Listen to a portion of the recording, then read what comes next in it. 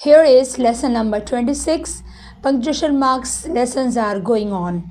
Today's topic is quotation marks. Let's learn how to use and where to use. Point number 1. When using a direct quote from an outside source, place double quotation marks around the speaker's words and use a comma or colon directly before the quote. Example, the local news anchor reported the country has been facing a high inflation ratio for a long time. Point number 2. The title of chapters, articles, poems, songs, and short stories require quotation marks. The road not taken, this is the title.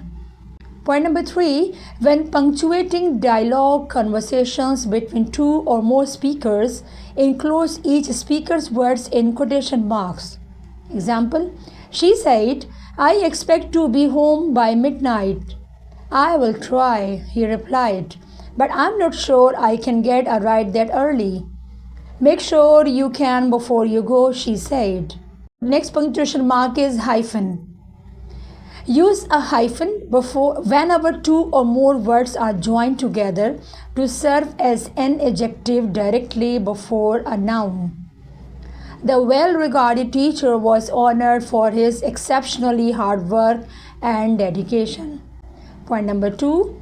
Use a hyphen when writing out fraction and compound numbers. I spend 1/3 of my allowance on books and DVDs.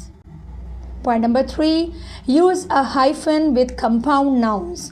My sister-in-law works at the local mall. That's all. Thank you so much.